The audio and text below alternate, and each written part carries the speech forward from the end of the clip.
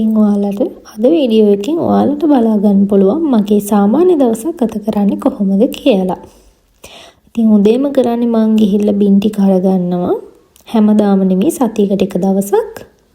ඉතින් අපේ අම්මයි තාත්තයි ළඟදී අපිව බලන්න ආවා. දැන් මාසයක් විතර වෙනවා.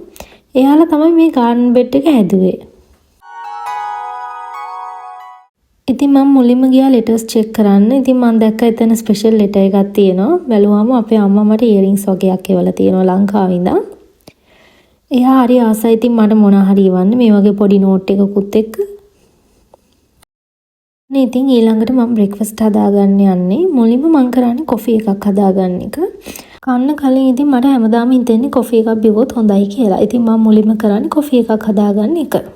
ඉතින් මේ ඕන තරම් කොෆි පොට්ස් දාලා කොෆි හදන ඔටෝමැටික් මැෂින්ස් තියෙනවා. ඒ වුණාට ඉතින් මට ආසුනේ මේකට. මොකද මේකෙන් කොෆි හදුවාම මට පුළුවන් කොෆි ආර්ට්ස් දාන්න. ඉතින් මම ඒකට හරි ආසයි.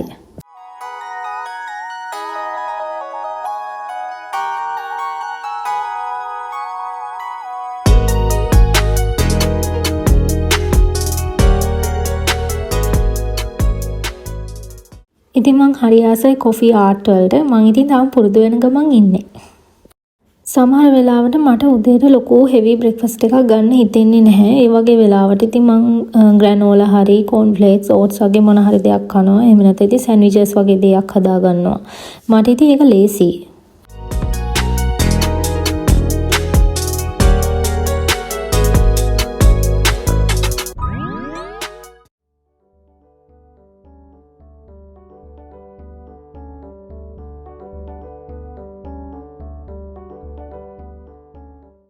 ඔන්න මම දැන් කන්න හදන්නේ. ඉතින් ටීවී එකක් දාගෙන මොන හරි බලන ගමන් කන්න තමයි මං ආසයි. ඒ ගමන් මම බලනවා ඉතින් මට මොනවද කරන්න තියෙන්නේ කියලා. ඊමේල් චෙක් කරන්න තියෙනවා, කැම්පස් එකේ වැඩ බලන්න තියෙනවා. ඉතින් මේ ඔක්කොම වැඩ ඉවර වෙලා ඔන්න දැන් මං හදන්නේ මීල් ප්‍රෙප් කරන්න. මං සමහර වෙලාවට සතියට එකපාර උයනවා. ඒ කියන්නේ මුළු සතියටම නෙවෙයි දවස් 3-4කට විතර. ඉතින් අපි දෙන්නටම සතියකට කන්න අමාරුයි. ඒ නිසා ඉතින් දවස් 3කට 4කට වගේ මොනා හරි හදනවා.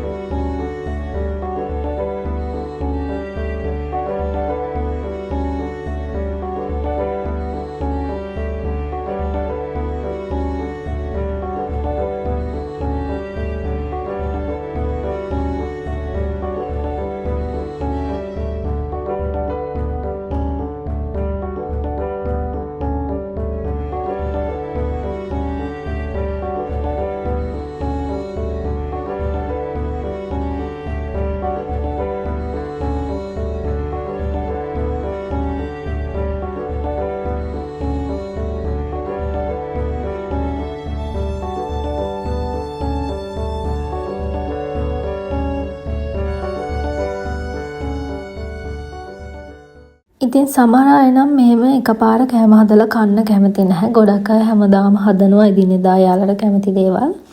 ඉතින් ඒක එක එක්කෙනාගේ කැමැත්ත. ඉතින් මෙහෙම එකපාර කෑම හැදුවා කියලා ඒකෙන් කිසිම කෑමවල ගුණයට හානියක් වෙන්නේ නැහැ. මේ කෑම ෆ්‍රිජ් එකේ දාලා තිබ්බත් මයික්‍රෝවේව් කළත් ඊට පස්සේ එහෙම ප්‍රශ්නයක් නැහැ. ඉතින් මම ෆුඩ් සයන්ස් ඉගෙන ගන්න නිසා තමයි එහෙම කියන්නේ. ඉතින් රයිස් ඇන් කරි හදනවට අමතරව මට හිතුණා මේ පාර කොත්තු හැදුවනම් හොඳයි කියලා. මොකද මගේ හස්බන්ඩ් දෙන්නම කොත්තු කන්න ආසයි. ඉතින් අපි මෙහි කොත්තු හදන්නේ මේ වගේ ටෝටිලා රැප්ස් වලින්. නැත්නම් මෙහි පරාතා පැකට්ස් ගන්න තියෙනවා. ඒ වුණාට මේකෙන් හදනකොට රස ටිකක් වෙනස්. ඒ නිසා අපි මේකෙන් හදනවා. මේ ටෝටිලා රැප් එක හදලමයි තියෙන්නේ. ඒ නිසා හරි ලේසි. ඔක්කොම ටික හදලා කලවම් කරන්න තමයි තියෙන්නේ. ඔන්න ඉතින් දැන් මම කොත්තු හදන්න ඕනි කරන ඔක්කොම දේවල් ලෑස්ති කරගෙන තියෙන්නේ. කෑම හදනකොට ඉතින් ඔක්කොම එකපාර හදනකොට ලේසි. එතකොට වෙලා යනවා අඩුයි.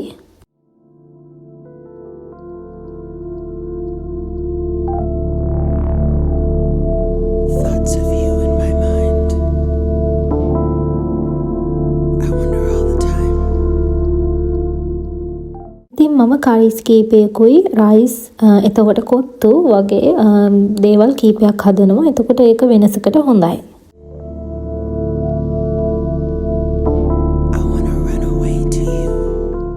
ඔන්න ඉතින් කෑම ඔක්කොම හදලා ඉවරයි. දැන් බොක්සස් වලට දාන්න යන්නේ.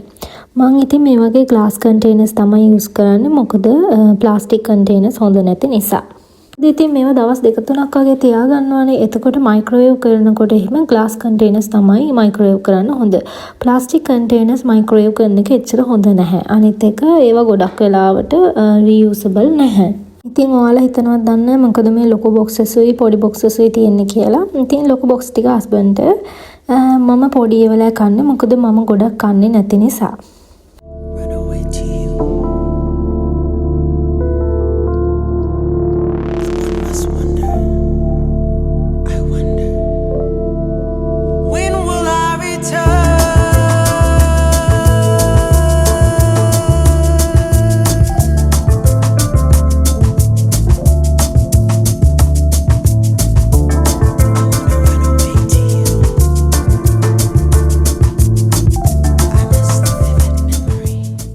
ඉතින් බලන්නකො ඔක්කොම බොක්සස් වලට දාලා ඉවරයි.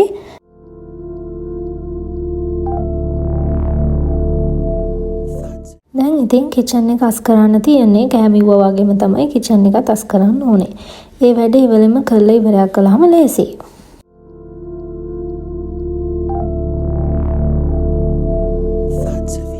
කෑම ටික හොඳටම නිවුණාට පස්සේ ඒව වහලා ඒ කන්ටේනර්ස් ටික ෆ්‍රිජ් එකට දානවා.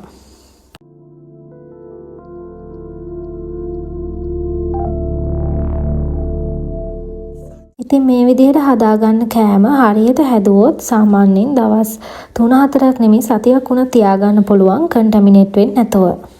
ඉතින් මං කලින් ගෙනලා තිබ්බ පළතුරු වගේක් තිබ්බා. මට හිතුණා ඉතින් ෆෘට් සලාඩ් එකක් හැදුවත් හොඳයි කියලා. මොකද කාලෙකින් කෑවේ නැති නිසා.